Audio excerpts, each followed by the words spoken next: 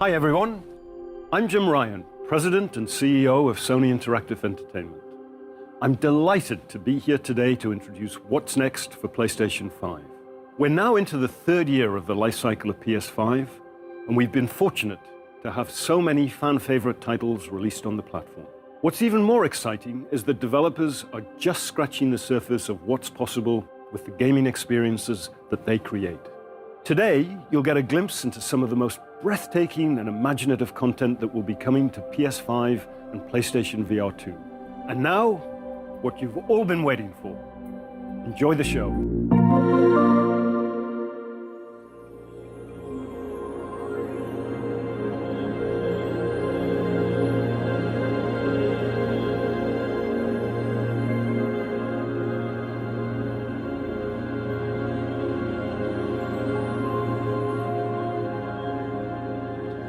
Hello there, and welcome to episode 50 of the video game podcast, PlayStation Pals. Before we get into the show, we have a special announcement. We have the YouTube page now. It's up. People can watch videos of it. Of the show. They can watch us react to the PlayStation Showcase. So go there and subscribe. It is at PlayStation Pals on YouTube. And if you want to see our beautiful faces too, that is an added bonus. And just for clarity, because I did not know this, it's the @ symbol, right? YouTube.com/the @ symbol PlayStation Pals, correct? Correct, yes. Right. So, because I know we live in a Twitter world and things where you say @ and you just kind of ignore the @ sign, but right. I should probably know more about social media. Maybe that's how it works. I don't know. All right. So yes, check us out there. And who is that talking? Well, that's the Genki to my Miles Morales, John. I'm your host, Nick, and this is PlayStation Pals, a video game podcast. This is all going to be about the PlayStation Showcase, so there will still have the 6 things and everything else, but it's all going to be the PlayStation Showcase. So we're going to kick things off, John. A week ago, we were hyped. We were excited. Yes. This PlayStation Showcase has been 20 months since the first Sony one. Here we are. What are your thoughts on the showcase? You know, I made a comment, I think, the start of last stream that we had before the showcase started, that I was feeling fantastic because I had sky-high expectations and sky-high confidence that those expectations were going to be met. They let me down hard. I think I made a comment that Honkai Star Rail would be like what I would hope would be the bottom floor of like the games that were coming, and this was just one of the most confusing things that Sony has done in a while. To take a quick step back, it's not that the games that were in the showcase were bad. I think there was a lot of good stuff there. There's a lot of games I want to play. But it's simply the branding and the expectations that come when you say PlayStation Showcase, when this is the third one of those we've ever gotten, and the ones in the past, we've seen games like Spider-Man, God of War, Horizon, Last of Us. Like, you see all of these things, so we come to expect that level. And so when you go through an entire showcase that's being hyped that has this perfect storm of 20 months of no communication, one project by a first-party team that is confirmed to be there. You have previous showcases that have brought the heat. When you add all that stuff together, you have to be at that top-tier level. And so I don't think I hyped myself up to unrealistic expectations. I think this was just a miss on Sony's part, and it could have, frankly, been a lot better. Yeah. I mean, it's funny that you would say Sony's going to have a showcase, they're going to bring over 30 games, and you're going to come away disappointed? Right. Like, what? Right.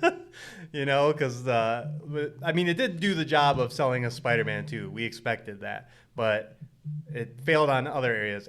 What all are your other studios doing, especially in the single-player department? Yeah. And then also sell us on PlayStation VR 2, which it did not do at all either. Right. So, when going into this thing, we were all hyped. We thought Last of Us Factions, Sony Ben's new game, and all that stuff. And while we did get some new first-party studio games, as we'll get into later, they were all the same game. Right. They're all multiplayer experiences. And of all 30-plus games, I think we only got like 5 to 6 dates. Nothing else is dated. Yeah. So if you're talking this showcase, it's been 20 months. This is going to speak for the next probably year and a half of Sony if they don't do another showcase. that what are we supposed to be excited for? And yeah, it just sucked that we didn't get what we wanted at all. Yeah, and like you said, this was kind of being propped out as phase 2, the start of phase 2. This is going to set everybody up for, in my opinion, I think the first 3 years of PS5 have been pretty great. I think, getting games like Ragnarok and Forbidden West and Returnal and Miles Morales, like we've had a pretty good time so far. And I gotta say, this is the first time in a long time, since maybe the PS3 era, where I have had a little bit of wavering in my confidence in Sony. I think these single-player games are still there. I think that they're coming. Yeah. But it is hard not to feel a little nervous when you see a showcase and your first-party teams are giving you a 3-on-3 heist game that's live service, and then another CG trailer that is apparently another live service game. You hear things like 60% of our budget is now being developed for live service, and it's just, I understand the reason. I will never sit up here and say that a company's main motivation isn't to make the most amount of money. Of course it is. That's why they are in the business. However, at what cost? And I just worry that they're starting to chase the wrong trends. They're starting to go into areas of the business that aren't really their wheelhouse. Yep. And I understand some of the purchases and acquisitions that have happened in the past year, Bungie being the big one, but these other teams like Firewalk and Haven, were brought in for specific reasons and purposes, and those purposes were not to fill the same gap that Sucker Punch and Sony Santa Monica and Naughty Dog already do. Right. It's to go somewhere else, and that's great. But, why did we have a showcase now? If you're not going to show us dates, if you're not going to show us gameplay, if you're not going to, get us excited for the next phase, let alone the rest of the year, it was a confusing message that I feel like they were trying to give the fans. Yeah. I wonder if they just felt the pressure because, we are in Summer Game Fest, typically E3 season. In 2 weeks from now, there will be an Xbox showcase, and Summer Game Fest will kick off officially. Maybe they just thought, we have to show. We're the leading console right now in terms of sales, and we're doing really well in every area of the business. Well, let's have a big blowout of what's coming, but then branded an extended state of play. That's the kind of thing is I've really tuned my ear into the industry in probably the past 10 years or so, where if you really pay attention to this shit, you realize that every piece of PR that comes out, every piece of verbiage from a CEO's mouth is curated and checked upon and verified to be the exact thing you want to say. So when you message out, this is a PlayStation showcase, I expect to see PlayStation party games. Right. So, and if that's not what you have, then just I wish companies were just a little bit more forthright with their consumers. And I know there's reasons why you can't do that. But if they were just come out and say, look, we have a special extended state of play, from a lot of our third-party partners. We hope to show you maybe what one or two of our teams have been working on that we're excited about. Great. Then we're all going to kind of be like, but where's the showcase? And they're going to be like, it's coming when we're ready. And we're all going to be like, meh. And then we're going to watch it and be fine. At least me. But I also know the video game community and fandom, there's a lot of hard people to please. So yeah, you're right. It could be a rock and a hard place situation. It's just it feels bad for the first time on the other end of one of these showcases, and I don't like it. Yeah. I don't like that feeling. Yeah. It kind of reminds us of last summer. The running theme was horrible showcase after horrible showcase. Yeah. Why even have these? Why even have these? And then it feels like we got. Don't worry, Sony will save us. Yeah, we got the Game Awards, and we're all high on these kind of big industry events. Because, we got Hades 2 and Judas and everything at the Game Awards. And then now we're here again. And we thought, Sony's got to bring it. They got to have the games. And they don't. Do you think there's a possibility that Sony is being weirdly strategic with how they're doing this? Because they're so far ahead that they say, well, look, we can have a showcase, get some eyes on us. We'll put it a couple weeks ahead of the other big things. And then we can sprinkle in some stuff throughout the year. Do you think that's possible, or do you think we're just going to have to wait for the next showcase / state of play that might have something we're all hoping to see? Well, I mean, the industry insiders, the Tom Hendersons and the Snitch, they have brought up that there's more to show that wasn't here. Right. That there are other games, and they don't know why they weren't here. And again, this big acquisition of Activision Blizzard, is that why Sony didn't really put the foot down on Microsoft's throat as far as exclusives and games and all that stuff? That's why they kind of wanted a mediocre showcase? I don't know, but yeah, it almost does kind of have that feeling that, like, the landscape has changed so drastically in the past month with the Activision Blizzard stuff and the Redfall fiasco.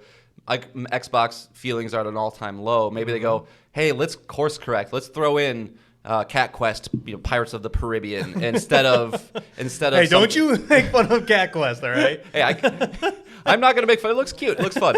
But, maybe we throw in some of these kind of games into the mix because we don't we're going to start having a loss of returns, right? Of just excitement and things when we don't really, there's no reason, at least in my opinion, that anybody would want an Xbox versus a PS5 right now. So we don't need to keep going down that path. Let's show them, some live servicey stuff and then save that for when it's going to, when we need to take some wind out of the sails if Starfield's great, or when we need to, post a video after the Xbox showcase. I don't know. That's very conspiratorial. It's just I'm trying to look for rhymes and reasons into this thing because, again, it was a confusing show that they put together. Again, I don't think it was horrible.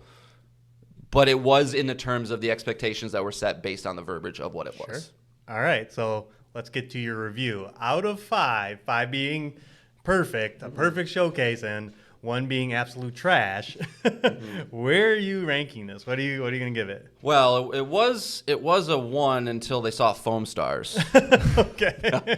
No, this is a 2. This is a 2 out of 5. Okay. This is a bad to okay showcase. And again, I don't mean to keep reiterating the same thing, but it all comes down to the expectations that we have for the branding, and I think it was defined by what was not there versus what was there. Spider-Man looks great. I like indie games. Sword of the Sea, the whatever the sequel to the Giant Squid, the next game they're working on, it looks cool. I'm excited for that stuff. But the fact that Factions was not here, which I think we'll probably talk a little bit more about later. Yep. I would have bet $1,000 that we would have seen Factions. The faith that I have in Naughty Dog is unrivaled, and the fact that it wasn't there is crazy. And again, if you're going to have this live servicey blowout, right? This is kind of like Sony's coming out party with live service. We've been hearing for a while now. We have 10 games in development that are going to be out by 2026. It's about time we start seeing these things. But similarly to how Sony has gained the confidence of their consumers with first-party titles, we know if a first-party game's coming out as single player, it's going to be at least very good. Right. I feel like they missed an opportunity to come out and show Factions as that title that says, don't worry, we have the Sony feel, the Sony quality, the Sony everything behind it, so that when everything else that's announced afterwards, Concord, I always forget the name, Fair Games. I cannot get that name in my head. When those stuff are showed, we can go, okay, well, we've already at least seen proof that they know what they're doing with Factions. But I guess, if it's not ready, you can't bring it. But again, this just kind of comes back into that, well, why have the showcase now type thing. Right. So. Okay. All right. Yeah. So it's a 2 out of 5. Yeah, I'm with you. 2 out of 5. And it's all on expectations, like you said. Once you put add showcase to it, even when we last official podcast, we went through the 2021 showcase. That was entirely different. That was a much better showcase than this. So, you got Knights of the Old Republic. You had Spider-Man. You had Wolverine. You had a God of War Ragnarok trailer. It's just like this showcase didn't need 5 Sony first-party games to be shown, but it needed 1 or 2 more. It needed something else there that we could pin our hats on besides Spider-Man to say, oh man, I got to go home and see if my friends saw this trailer. Yeah. And some people might argue Metal Gear Solid 3 is that, but not the way that was shown also. Right. Like, Yep. Just so many CG trailers, so few dates, just not how they typically do these things. Yeah. I mean, watch our reaction video. We did not get very excited at all during the whole thing, and we're the biggest Sony fanboys on the planet, so that says a lot. So we've been mentioning it. Let's get into the big first party game announcements. There were 3 of them from Haven, who's doing Fair Games, Bungie, who's doing Marathon, and Firewalk Studios, which is doing Concord. let's start with Haven's game first. It led the show. It opened it. It looks to be a 3v3v3 heist game where we don't know what the perspective is. It was a CG trailer, but it looked a lot like Watch Dogs. It had a lot of future tech, a lot of future devices, the masks, everything looked right out of Watch Dogs Legion. And in this trailer, a bunch of people are just robbing a building, and they're going in solo at first, 3 people, and then they run into another squad of people who then runs into another squad of people, and we got our first competitive multiplayer game, specifically coming from Sony. John, what did you think of this game? It's hard to say because without gameplay, I've learned my lesson. But I will say it looks of quality, based on at least just the CG that we saw. Obviously it would be weird if you put out a shitty-looking CG trailer. But, it's not for me. And it seems very similar to a lot of other games that are out there. Like, this is kind of the one game that I would look to if I were to say if I were to accuse Sony of chasing trends, which I think can be a very risky thing to do. There was that game that was announced last year from Creative Assembly, Hyenas, which seems to be a very similar thing. It's bright colors, it's heist-based, it's probably PvPvE. PvPvE seems to be the new hotness, man. Like, if it's not an extraction shooter, Hotness it's is well, yeah. What was that, Hood Outlaws game? Yeah, but it's just like, it seems like teams now are like, well, we want a multiplayer game. Okay, it can't just be team deathmatch. It can't just be free for all. There has to be this weird thing you're trying to do with this other thing that's happening that you have to like exoprimal, right? Where it's like you're competing against this other team while you're also facing these things, and it's like it can be fun, but as we're probably going to talk about for the next year to 5 years on this show, there's only so much space for these kind of games, and the fact that Sony saw this game and then decided they wanted to purchase Haven, I really got to see what this game plays like, because it to me, it didn't look like it was doing anything revolutionary. Yeah, sure. If you can play with the environments, like there was the one shot in the trailer where I think the guy like latched onto a piece of glass and started using it as a shield. Like that kind of stuff can be really cool if you have ways to interact with the environment, things like that. But just as a base game, though, I'm not excited for it. But if it's free to play, gonna check it out. That's the whole MO behind all this shit, I guess. Yeah, I'm with you. I have a feeling we both will not like this game at all. No. I bet you if I was to place money on this game, it'll be kind of like Destruction All-Stars. It'll just come out, no big hype, nothing, gone, just forgotten about. It's just there's just nothing about it that seemed even interesting to me. Like I said, we have Watch Dogs Legion, and that game's not that great either. And it probably does everything this is doing, and it's single player, and I don't know, we got to find another buddy to play this all the time, and it just... Yeah, I mean, again, as time is the most valuable thing. Like, if Sony's plan is to have 10 concurrent live service games in production by 2026, 8 of those pretty much have to die. Like, right. That's just the nature of this genre and this space. Not to mention competing against the other ones that already exist. It's just going to be a bloodbath, and that's why I think something like Factions that's tied to an already existing IP with incredible amounts of love behind it. Like that's your best shot for success. Not this. Right. The moment I saw a $sign as the S in the logo, I was like, nope. That's enough for me to know that it's not going to be my vibe. Yeah, no. So, so not only does it have to compete against the Fortnites, the Apex Legends, and all that, it also has to compete with the other first-party studios, because Bungie went and announced their game here. It is Marathon. It is described as a PvP extraction shooter. This one, I don't even know what that means. I'll be honest with you. At least... at least this one will be a little more. This one, at least the art direction was a little more better. Like it looked a little more better. Real world wordsmith over here. Sorry, it looked more exciting than the other game, but this one is not a console exclusive. For one, it's coming to Xbox. Xbox was very quick to tweet that out. Yeah, that this is also coming there. And again, we didn't see any gameplay at all. No release date. I mean, Bungie's obviously very proven. Like they're one of the greatest first-person video game developers out there. So, I have no doubt that this game will feel really good and be fun, but it's still not my band. No, I mean, yeah, this is the one that definitely has, I think, the highest chance to succeed, at least of what we've seen so far. For those who don't know, Bungie, creators of Halo, creators of Destiny, Marathon is actually their very first game that came out in 1994 on the Apple computer. So it's something that they're going back to, which I know people that played games way back in the day. They like that game. So, there's something to at least maybe pull on, from an aesthetic and narrative. I'm not sure. But, yeah, when they came out and they said, yeah, there's no campaign in this. I was like, okay, I guess there's another one. Which is also a bummer because Bungie does very good campaigns. Yeah, So. it's just... As the theme, I think as we continue to talk about the show, Nick, my just nervousness just kind of keeps going up a little bit. Just okay. But to their credit, they've kind of told us to get ready for this future that we were in. So no, but again, it's hard to make a determination about a game that you don't see gameplay of. So could be cool when it comes out. Well, certainly the third game will not follow the same suit, and that is Concord from Firewalk Studios. This trailer was just the ship flying through space and a jiggly hamburger, and you got to see some guns on a table. Thick.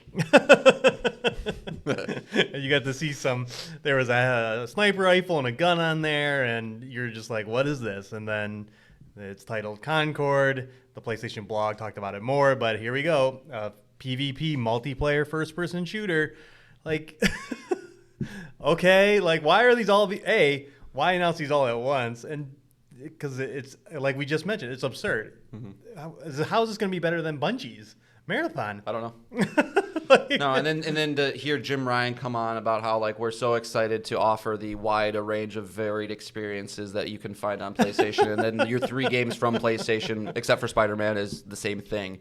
This trailer pissed me off probably more than any other trailer in the game in the showcase, because it seemed like we weren't able to get the big bangers because they weren't ready to show. Right. But we're ready to show this. Right. From a team we just purchased a month ago. It seemed like it was like Sony was coming out and just trying to remind people, be like, look at the teams we just bought. Here's, they don't have any reason to get excited about what they're doing. Right. So no, Concord, I guess at least they put the blog post out. But if you showed me that trailer, it could be a space sim game. It could be a first-person shooter. It could be a Mass Effect type thing. You don't know, and that's not a way to announce a game. That is not the way to get people to be excited and want to learn more. Yeah, it's just again. Yeah, that one made me mad. Again, if you were there are going to be 3 first-party video game announcements at a Sony Showcase, and not a single one of them is a single-player game, I would have said, you're fucking crazy. That doesn't make any sense, but no. Here we are. No, we're not going to release any multiplayer games for 10 years, and then that's all we're doing. Okay. Yeah. All right, so we've been pretty negative here, so let's move on. Third thing, 3 highlights from the show. We'll go one by one. So, and if we have any similar ones, we'll have a boondoggle. Yeah. But John, what is your first highlight that you actually did like in the show? Sure. So, first game that kind of got me to go, oh sweet, that's cool that's there is Ghost Runner 2. Mm-hmm. I was pretty high on the first Ghost Runner. I haven't beaten it yet, but watching this trailer immediately made me re-download it. It's a quick game. It's only 3 to 4 hours, I think. But the first one is you play as a cyber ninja, where you're basically going through a set level, trying to take out the enemies flawlessly, right? It's kind of like Hotline Miami, where if you get hit once, you're done, and you just quickly restart, kind of almost like Neon White, too. Yeah, that's... So, it's hard as nails, but it feels really good when you string together the thing you need to string together. Okay. And it's not just like dash, dash, dash. It's like you're using a grappling hook over there. You're using an invisibility thing to go over there, wall run, slash, deflect bullet. And when this trailer came on, they're showing this motorcycle thing too, which is so we're varying the gameplay up a decent amount. Mm-hmm. And yeah, it's just kind of one of those smaller games that came surprisingly good, might get a sequel, I don't know, and to see it exist is I was pretty happy to see. Okay, all right. My first highlight is Tower of Akabas. I don't know how you say it. Yeah, cool game, shitty name. Yeah. This is looks like an open world farming game, but it's like mixed with like Breath of the Wild. Like you kind of build a village, you kind of repopulate with animals and all kinds of things, and that trailer got pretty gnarly. He was riding weird mounts. There was weird animals. There were giant flying whales that he went on to. He glided on just like out of something Breath of the Wild and grabbed some resources. And I don't know. That game looks like it can be fun. It can be something different than what we're used to playing, and just out of nowhere, dreamlit games. Yeah, I kind of got the sense that this is like an open world survival game set with like 3 AAA expectations. Like, right. Anytime you get like one of these survival games, like Don't Starve or Stardew Valley's not survival, but it's farming simulator, that kind of stuff. It's usually more indie, more budget looking, and this one looks like it has a decent amount of polish, a big world to explore. I'm definitely curious to learn more about this one. I don't know if I'm into like town building mechanics, but like if there's like a nice combat angle whilst collecting things to bring them back to a town to like just kind of feed in a nice fun loop, could be cool. Yeah, could be cool. It's coming out in 2024, so we will not be seeing that anytime soon. So all right.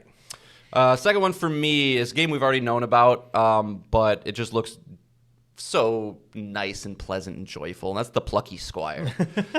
This is a game that you start in a 2D storybook, kind of playing a side-scrolling thing, and then you seem to have the ability to be able to jump out of the pages and start exploring a 3D world. And I love that kind of stuff. I'm still a kid at heart. I still love Astrobot, It Takes Two, things like that, where it's like, it might have a kid aesthetic to it, but that doesn't mean it's like only for. It's not for kids.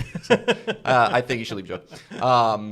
It's just gonna be one of those games that I don't think is gonna be incredibly frustrating. I'm gonna go in, I'm gonna have my fun 10 to 12 hours. It's gonna be really pretty, and might be able to play with my son or something like that. So I wish I prepped more and I had the name of the development team for you and when it's coming out. I think it just got a 2023 placeholder date. Nothing got a release date. Yeah, so like I wouldn't be surprised if this is one that gets pushed back, but this is from All Possible Futures is the developer, which I think this is their first game, because when you go to their website it's literally just says The Plucky Squire. So but yeah, I think it looks fun, looks cute. Okay. All right, and my next highlight is Alan Wake 2. I keep forgetting about this game. Control is easily one of our favorite games. It's on the list, top 50. Yeah, but it's not on the top 50 list, was it? I'm pretty. Oh yeah, it was. Yeah, I'm pretty sure it was in 40 through 50. Yeah. Okay. Oh. If not, I'm sorry. I butchered the federal baloo of Control. The federal baloo. Yeah, when we were talking about it. Oh yeah. And it looked really good. It looked incredible. It looks like you're playing multiple characters. Third-person camera, just looked good, and it's coming this year, and October 19th. To play a horror game in October, that's pretty sweet. Like to get that all worked out. Yeah, I don't know why every scary game doesn't release in October. Like, it's just the time to do it. Yeah. It just looked great, and the AAA, a AAA game that we can look forward to this fall. There's kind of not a lot to talk about as far as release dates, but you got this, and you got Mortal Kombat 1 and Assassin's Creed. Yeah. I'm just saying it's a date. I'm just saying. This one I'm pretty very. Man, look at me, I'm a wordsmith too. Pretty excited about as well. I never played the original. I've heard it is a series that has incredible storytelling and a really cool environment and world with some lackluster gameplay. Yeah. So anytime you see that statement, that's usually pretty encouraging when you see a sequel come back, because the development team knows that same thing. They're going to go back and they're going to focus on that and make that better. Because the thing about this game is you use your flashlight to spot a ghost, and once you do that, then you can kill it, right? Yeah. So if you can make that, modernize the controls, make it feel better with that same spooky environment that it obviously seems like they're nailing based on the trailer, like, it should be. Yeah. I think it's going to be a sleeper hit this fall. For sure. Though it does have one weird thing, is it is a digital-only game. And as you know, John and I are physical video game buyers, so that's the only thing, is because if one of us buys it, now I can't let John play it too. So yeah, I mean, did you see THQ Nordic's offering to help? Did you see that? No. Yeah, THQ Nordic, I guess, has offered to help bring it physical. So I don't know if there's any. I'm sure there's all sorts of backroom board dealings, I want a cut of it now and all this stuff, but does seem like they're trying to do it. Okay. There's also like companies out there like limited run games that might be willing, but yeah, I don't like that. No, I don't. I mean, they're positioning it in a way which I appreciate, I guess, where they're saying because we're not doing a physical edition, it allows us to basically pass the savings on to the player, where the PC version is only $50 and the console versions are $60, so they don't have to bump it up to that 70 range. But I don't know. I don't like that. No. You guys better hope that they never decide to take away Alan Wake 2 from you, because then you won't be able to play it. But yeah, should be good. All right. All right, then my last one is another sequel. And that is Dragon's Dogma 2. Okay. I think this is coming from Capcom Games, sequel to a 2014 Dragon's Dogma? I don't remember. Something like that. One of those early while. generation games, but it fits my vibe very, very well of, big, hulking, scary monster dragon things, open world with very pretty graphics. I played the first one a little bit. I never beat it, but from what I remember, it was had some very unique systems in place. Was that the game with the palicos? Or like there was the pawns. yeah.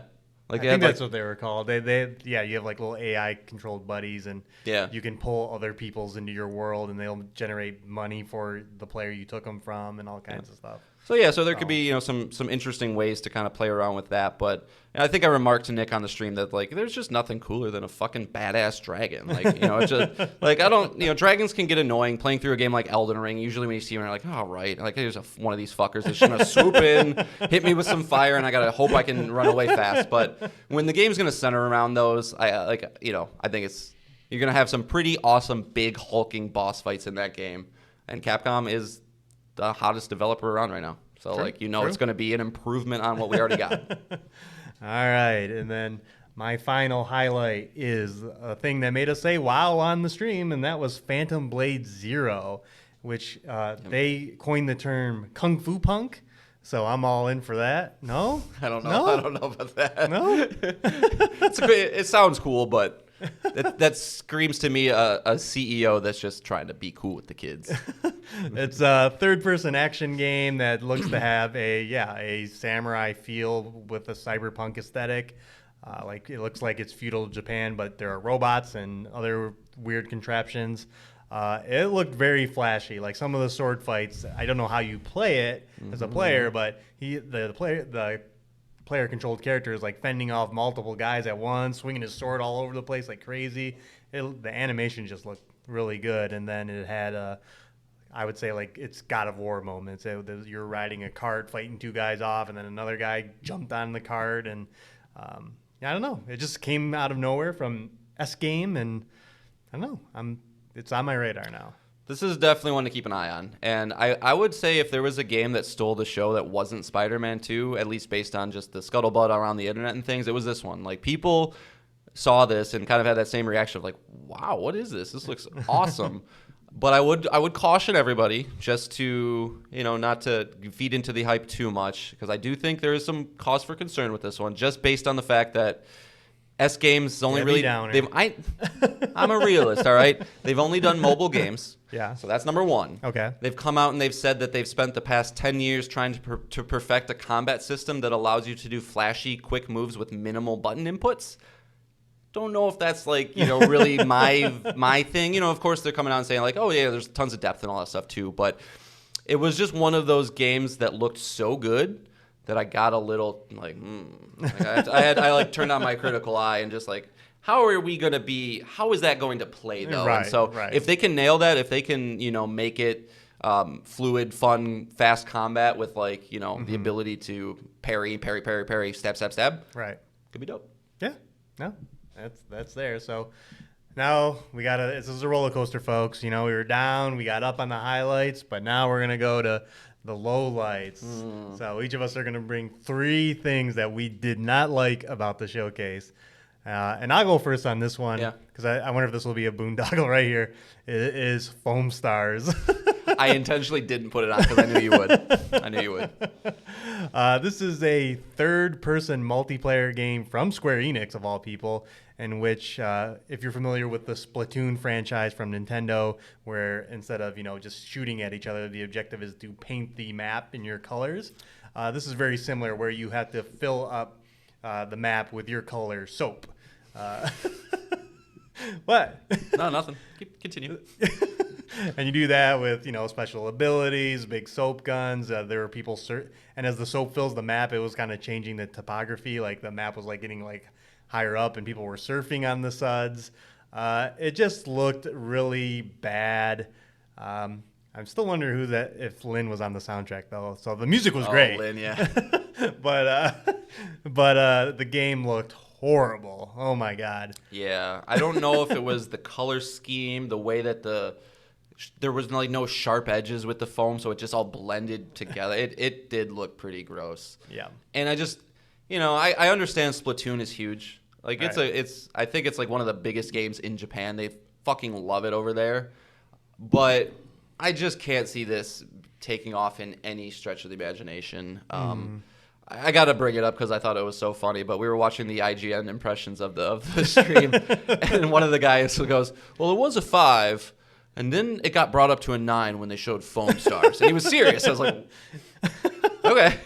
But no, it looks not for me at all. No. And, it'll be dead within a week probably. Yep, for sure. All right. So I'll just get this one out of the way because we've already kind of talked about it. Concord. That trailer just pissed me off. When you see that PlayStation Studios logo, when you see it, I think you shushed me. You're like, no, shush. Yeah. Here it comes. I'm like, oh, okay, cool. And then to not have any idea what it is afterwards is just simply unacceptable for me in a PlayStation Showcase. Yeah, it's the worst form of trailer ever. Yeah. So no gameplay, not even like inkling of what it's about. But yeah, from a new team we've never seen anything from. So that was just a bummer. All right. So my second low light, we haven't really talked about it, but Metal Gear is a big franchise to me. I really love that franchise. There was a period where I would have told you that was my favorite franchise. Yeah, and when I knew you said that same thing. And going into the show, we knew Metal Gear Solid 3 Remake was going to be there.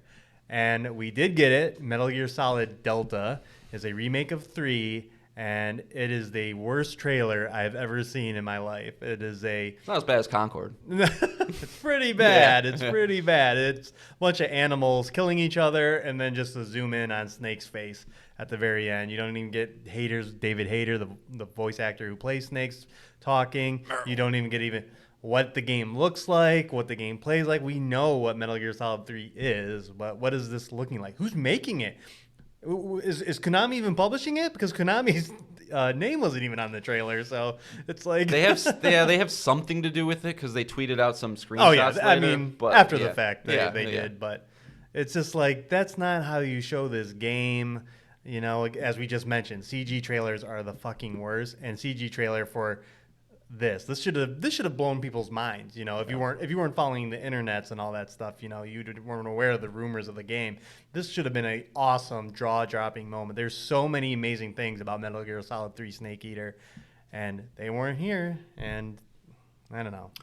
Yeah, it took the wind out of its sails right off the bat. Yeah, I mean, it should be almost a crime when you post a game of this magnitude and then just kind of tell us nothing. Like, there's a couple things in this whole show. Again, confusing show. Like, no date for Spider-Man 2. No, not even who's making this game. It just it all felt so slapdashly put together. But I will say one thing that, at least I think the trailer kind of confirmed that is exciting. Maybe not confirmed, but I think it's likely is that they are not calling this Metal Gear Solid 3. They're calling this Metal Gear Solid Delta, which kind of leads me to believe that they're chasing the Capcom Resident Evil remake thing. Yep. Starting with the beginning of the franchise, that's cool. We're going to do this chronologically. So, like, if that's the idea, great. But, yeah, without the right team behind it, they got to prove something, which is a crazy statement to make with a game like Metal Gear Solid 3. Like, it's been proven. It's one of the greats. But without Kojima... without seeing it, like you still gotta prove it. Yeah, and they did not. No. Oh well.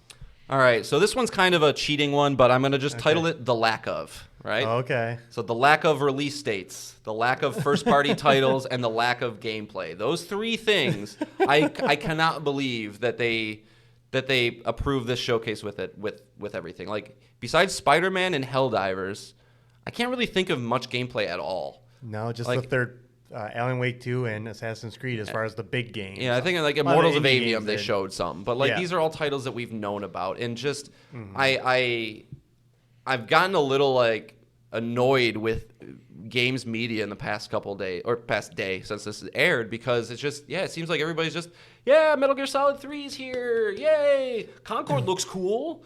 It's like, what are you talking about? Like, we've been burned so many people.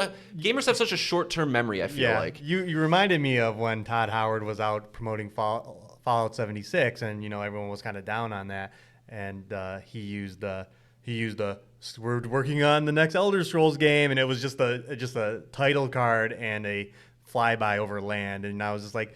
And people are like, "Oh, this is a great showcase," and you're like, "No, no, you're an idiot. You're idiots. You fell for it. You got duped." Yeah, that doesn't tell us anything. And when is Elder Scrolls 6 coming out? God knows when. No. Dude, they talked about Fallout 5. Like, it's just dumb. But so the release dates. I'm sorry, the gameplay. First party titles we've already talked about, so I don't need to touch on that. And then just the lack of release dates. The fact that Spider-Man had a 12-minute trailer and we don't have a concrete date yet. It's we've talked about it on the show. The industry has shifted drastically over COVID, over games like Cyberpunk coming out and just getting lambasted with issues and losing a lot of faith with the audience and the audience with the team, CD Projekt Red in this specific instance. So I can understand them doing the same thing with Insomniac, but like, if they're coming out after the trailer and saying like, no, we're still confident with fall 2023, it's like we're all good with like 1 to 2 to 3 month delays. So right. If you don't, if I don't, just throw the date on it. I don't know, man. Like, I don't like it when things get dated way far away. I get that, but we shouldn't be within a 4 month span. 4 to 5 to 6 months and not know the date that a Sony first party game, the right. closer of the show, when it's coming out, that we've known about for 2 years now. Yeah, no, I'm with you. So yeah, definitely a bummer for sure. And then my last low light is very similar to what you just said, and that is I don't want a PSVR 2 still. Like boondoggle. That's a boondoggle. What, do you have more low lights than 3? That was your last one. You went first. Oh, yeah, sorry. Come on, Nick. Get it together. Okay, sorry. Like, I want to buy PSVR 2. I want to buy it. Like, I want to play with this cool new technology and get lost and get immersed in it, but they haven't given me a reason to. There's not a single game out that I've seen that I'm like, oh, well, I had to buy it now. And I'm looking typically when I want to buy new hardware, especially spending $500 on new hardware, I at least want like 3 games that I'm going to be playing, and they couldn't even do that. Like why are people buying PSVR 2 at all?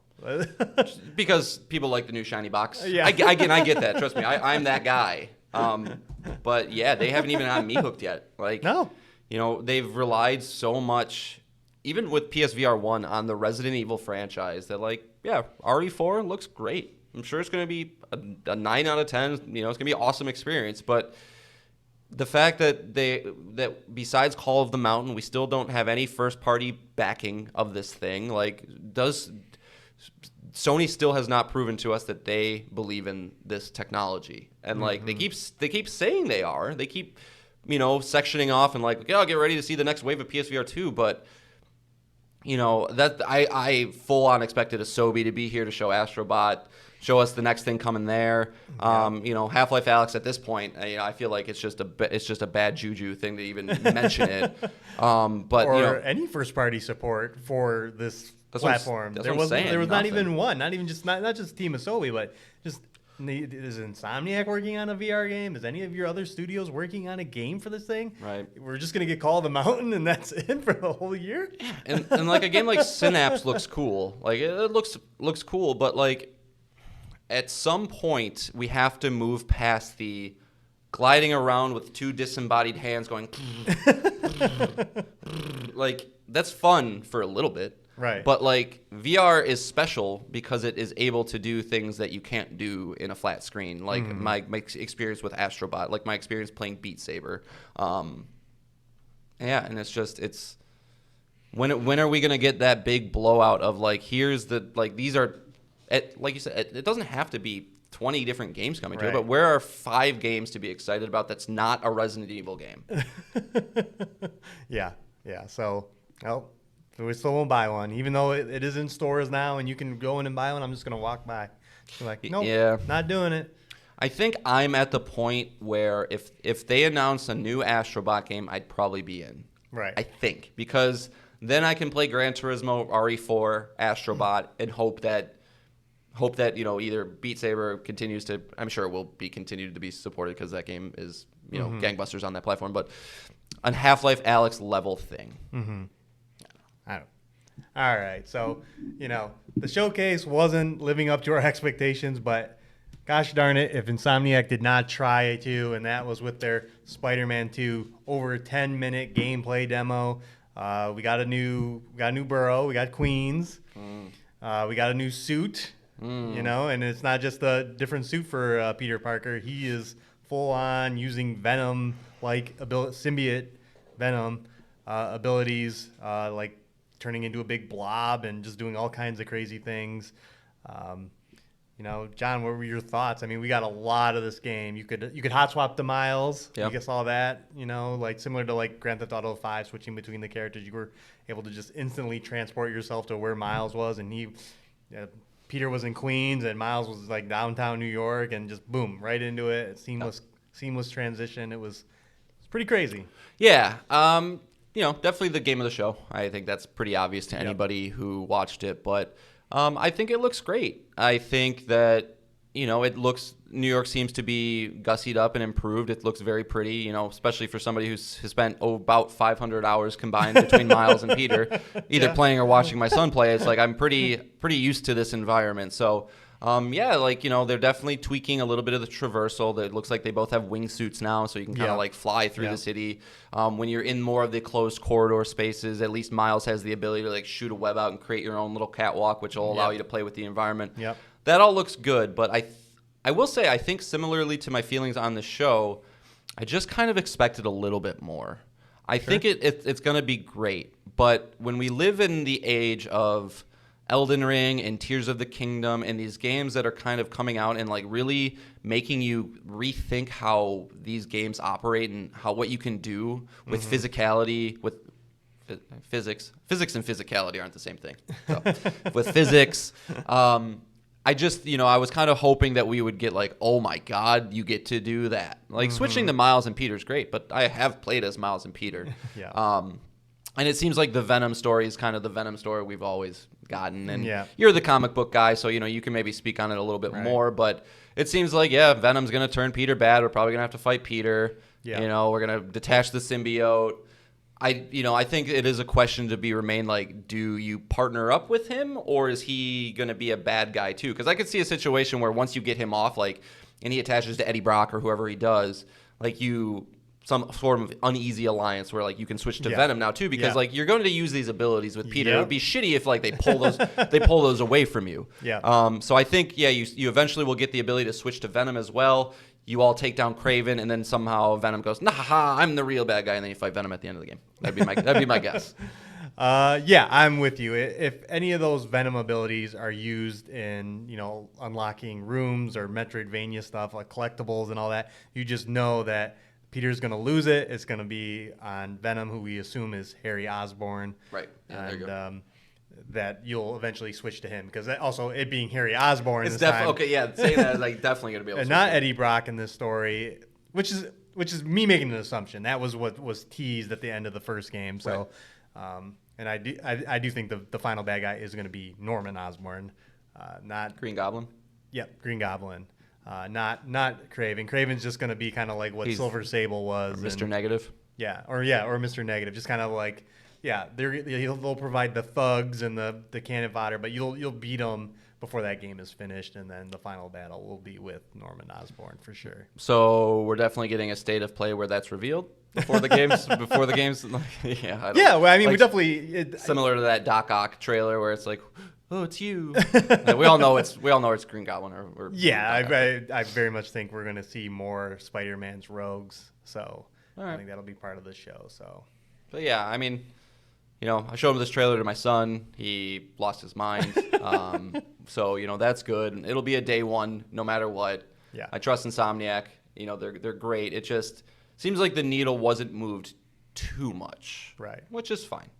Whatever. Not everything can be a Tears of the Kingdom or Elden Ring. That's a ridiculous expectation to even have.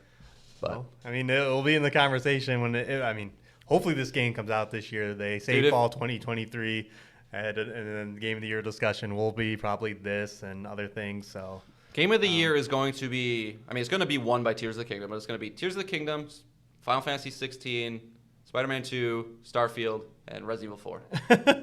Yeah. You heard it here first. But well, that's my thoughts. I don't know if you have anything more to say about Spider-Man 2 other than no. I'm playing it day one. Yeah, so. I'm playing it day one. Again, it's just like the trailer was exciting, but not at the same time because it's like okay, we're chasing the guys again. We're doing the chase scene. We've done that with Rhino and with Miles on the bridge, and so again, I think that it just felt a little samey. But right. I've spent 500 hours in this world, so it's fine. I know I'm an outlier in that regard. All right, so we can move on to the final thing because Sony wasn't done with much. They also announced new PlayStation hardware. We got 2 items. We got that, and I'm going to issue an apology. Mr. Tom Henderson was right. Project Q does exist. You got to trust people more, Nick. Just got to trust people more. Project Q does exist, and if you remember I was talking about it on the show, it is basically, I have a picture of it, so... I mean, the listeners can't see it, but look it up. It's just it's a 8-inch LED screen sandwiched between a DualSense.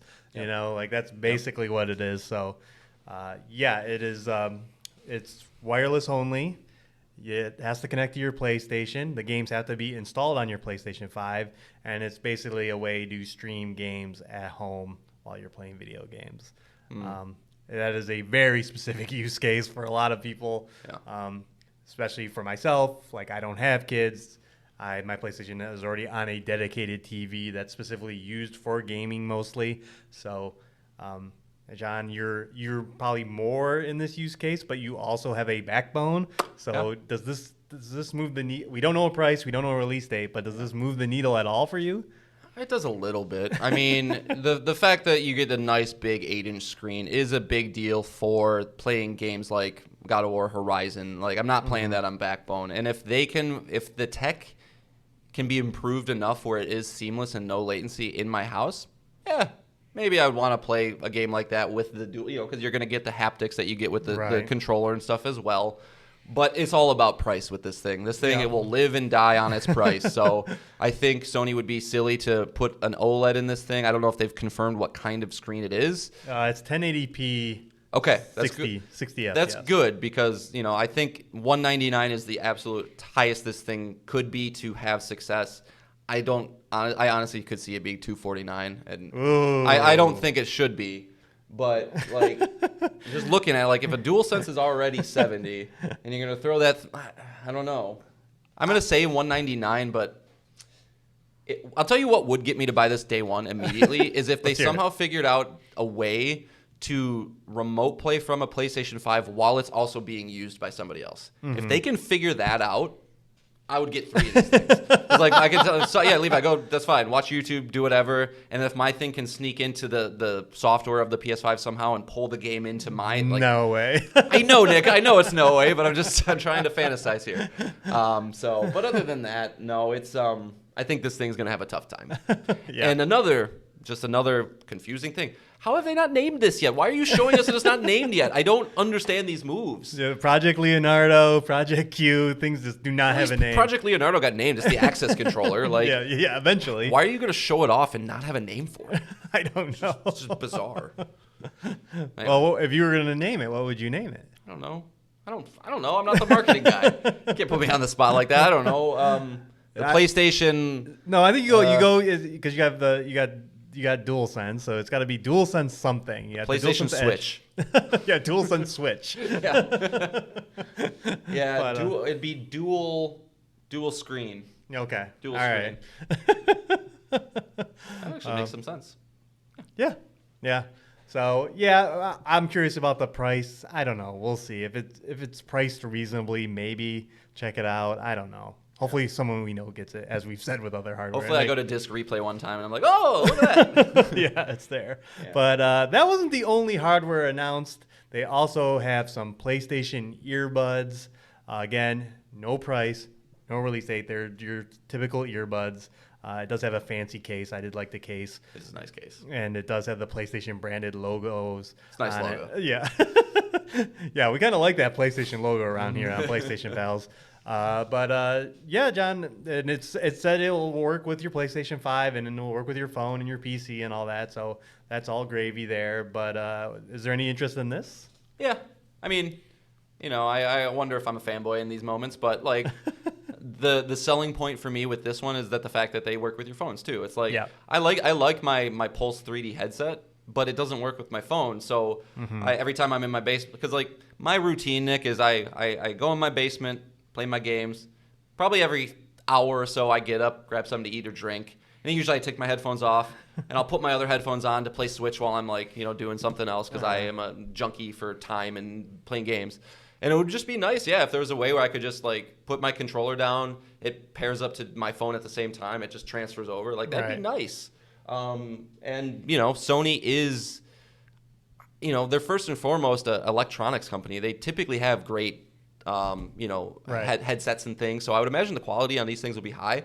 Again, price point, I would be loath to spend more than $99 for these. It's that would would be more than $99. Yeah, they're probably going to be AirPod prices. Yeah, I was going to say. So like the $149. Right. I don't think I'd splurge on them for that, but it does get a little uncomfortable wearing the Pulse headset for a long period of time as well. So like, True. Just putting them in might be nice, but True. So battery life, who knows? So. All right. Well, that's it. That is 6 things.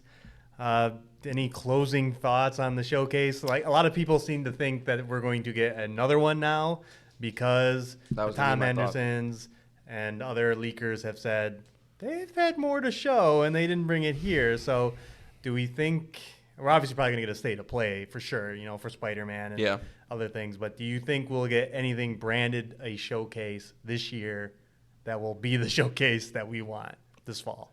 If I were to put money down on it, I would say no. Mm-hmm.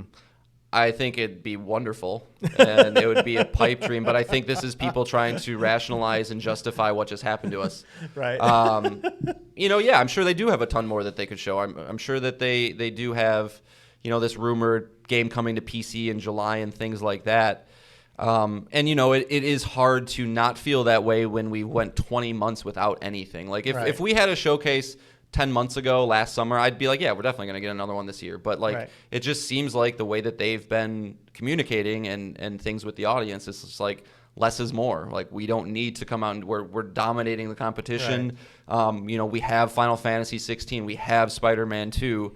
Do you really need another first-party game from us this year, or are you going to be satisfied with the Plucky Squire and, Assassin's Creed Mirage and things like that? So my guess is we're probably going to have to wait till early next year again. That's my guess. I don't hope so, but the only thing that makes me think otherwise is going back to our low light. Is what are you playing on PSVR 2 later this year? What is the big push this fall going to be? Yeah. And I think to do that, you're going to have some kind of showcase of some kind, maybe they'll do just a state of play for it. But PSVR 2 state of play. But they need big fall games for PSVR 2 for this platform, and we don't know of any at all. I mean, yeah, I'll hang up my podcast headphones if Asobi's not working on a VR game. So maybe they're kind of waiting for them to be like, when are if we don't want to show off anything crazy with VR until we have that, because that's going to be our next big tentpole title. We don't have Alex, so we need that there. So yeah, I mean, if they're in a state to show it off later this year, maybe. I don't know, man. Like the way that they've been communicating this entire generation has just been this very quiet, type of thing. Yeah. So, but I think it's possible. That seems to be what all the people are kind of talking about right now. But yeah, it'll probably be a state of play though. Yeah, that would be my guess. My guess. I would love it if I missed PSX, man. PSX was dope. Like when you would get like this nice little mini E3 like towards the end of the year. And we are moving into this is kicking off E3 season. Summer Game Fest is here too. June 8th is the big Keighley thing, and he's going to do Gamescom and all the other events. But do you think Sony's going to show up at Summer Game Fest? They'll be there. I mean, they're listed as a partner. So I mean, I think you're going to see something. I don't think it's going to. We're not going to see factions. I don't think we're going to see Cory Barlog's new thing or anything like that. But they'll be there in some capacity. But not what I think you want to see. No. All right. I don't know. I'm a perennial pessimist though. Did you want to talk all about Schreier's article that just leaked? Yeah, we can talk about it really quickly. Obviously, as you heard last week, and on this show, that Last of Us Factions we would have put money on it. Like if we were going to bet money that it was going to show up here. And, obviously its absence was felt from this showcase. Yeah. Schreier instantly wrote to a report that said basically that the game was coming along. They showed it to Bungie, the experts on live service games. And Bungie was like, well, how are you going to keep people playing it? And that caused Naughty Dog to reassess the game. Schreier reports that they have been pulling people off of it. There's still a small group working on it, but and the game's not canceled in any way, but it's definitely they're scaling back people working on the game. And again, this is all rumor, this is all reports, but it is Jason Schreier. He's pretty reputable. He won't put an article out unless if it's right. So. And this also caused Naughty Dog to immediately respond. Naughty Dog tweeted out that they're still working on factions and they are working on a single-player, brand-new experience. Again, the whole, just like we said earlier, the whole Todd Howard thing of, here's Fallout 76. Don't look at that. We have Elder Scrolls 2. It's coming. And Naughty Dog doing the same thing. Last of Us Factions, it's not what you want, but we still have that Naughty Dog experience coming, too. So don't worry about that. It's just Last of Us 3. Yeah. Yeah, it probably is. Yeah. Yeah, so I mean that is that was surprising and unsurprising, the fact that it makes sense why Factions I guess wasn't here if it's not in a state. But it's just they've been talking about this since Last of Us 2 before it came out of we were going to have Factions, but it became this unwieldy beast and it's huge and it's the biggest project we've ever done and Druckmann's come out and talked about it and stuff, but yeah, it's just kind of again feeds into that shitty feeling. It's a small feeling. It's like a little grape in my stomach right now of just like nervousness about the future. Because if you can't get Factions to work in this live service space, good luck with Concord, man. Good luck right. With, maybe Marathon could do it, but it's a little nervous feeling. So yeah, we'll see. I mean, something will come out eventually. Yep. Will it be Factions or will they cancel it? I don't know. That'd be if they would be wild if they cancel it. Yeah. I mean, Naughty Dog's reputation is so important that you can't release a stinker, but I think they'll pull in all the resources to figure that shit out, even if it takes 2 years. But all right, so that's that. We're gonna put the showcase in our rearview mirror and just move on. To the normal show, normal format. I expect tons of announcements over the next few weeks that we're going to talk on the show. But for next week, John, what are you going to tease? What do we got? Well, I'm really excited to do numbers 10 through 1 of our PlayStation Pals Top 50 games. Yeah. That's going to be a good conversation. 10 greatest games of all time. Objectively, nobody else is correct. So I look forward to that. I'm not sure if I mentioned this on the show, but I have beaten Resident Evil 4, which is good. We can have a nice discussion about that. I've moved back into Elden Ring. That fucking fire giant is just being a pain in my ass right now. So, whenever I'm feeling a little frustrated with him, I'm getting close. I'm gonna get him tonight. But okay. Frustrated with him, I have been dabbling with some Tears of the Kingdom. So maybe I'll have some more thoughts on that. Yeah, we'll be bringing the games. Yeah, because that is that is too big to not be able to cross over to the PlayStation aisle to talk about. So okay. But no, man, I think you should leave on Sunday or Tuesday. Yes, so, May 30th. Yes. again, objectively, the greatest show of all time. True. Funniest. Sure.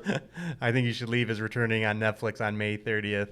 If you want to know a lot of the stupid lines that we say on this podcast, just watch that because they're going to go up after this season. Nick, it was a problem after we got addicted to that show. Right. I think that 50% of our conversations were just quotes. Yeah. So it's going to be hard to not bring that into the show. So yeah. And I also plan on, John gave me my copy of Resident Evil 4 back. I plan on beating it. I did get further, so I'm pretty close to the end now. Unlike John, who got Johnny on the spot about Street Fighter 6 and then didn't play it, letting me down, letting the listeners down. Yeah. That segment is just, you're 1 for 2 now. I am a piece of shit. But I did check it out and have some thoughts, and definitely will bring that next week. And it'll probably be announcements next week too. So that'll be it's that time. Yeah, but we won't be pushing the top 50 back one. We'll be doing it next week. So. No, for sure. All right, well, so I can't wait to talk about Balan Wonderland and I can't think of any other really bad games. Hey, that's a good topic, like the worst games. Even though we didn't play Balan Wonderland, just like some of the worst games we've ever played. Yeah, kind of like Saints Row last year that I played and stuff like that. But yeah. John typically doesn't play bad games, so. Time is too precious. I must be very, very curative. All right. So what song are we leaving them on this time? Dude, I've been usually when you ask me to pick a song, I'm like, all right, well, let's go. This is the first time that sorry. No. It's just because I was like, I rack my brain. What games? But I legit found a song that was like, oh, I've been listening to this for the last 2 weeks, and it was 2 weeks ago when it was your turn. So I was like, damn it, I don't even get to bring it this week. But I stumbled upon a Reddit thread that was what song makes you feel like you can kick all of the ass? Which I just thought was a great way to phrase a question like that. And might not be a shocker to you, Nick, but the first answer was from Doom. Of course. So I immediately turned it on, and it's fucking kick ass. So if you like just guitar riffs and big heavy metal type stuff, the song is incredible. It's called "The Only One They Fear Is You" from Doom Eternal by composer Mick Gordon, who is kind of a legend in that space. Second time he's been on this show. Yeah, but this I started looking down some other Doom songs, so I might bring some more Mick Gordon to the show in the future. But The Only Thing They Fear Is You is just a badass title with a badass song, and it's badass. All right, Doom Eternal. If you're listening while driving, slow down. Yeah, slow down and turn it down maybe a little bit. Turn it up. Yeah. That's it. Yep. All right, so next week we'll be back. If you have thoughts on the show, the showcase, please let us know at PlayStationPalsPod@gmail.com or comment on our videos on YouTube at PlayStation Pals or Twitter DMs at PSPalsPod. Yes. I think most people know how you. I know. I'm the social media inept person only on a podcast. So sorry. So let us know, and it'll definitely be read on the show. So again, we thank you for listening. We thank you for watching, and we will be back next week with 6 more things. Bye, guys. Bye, guys.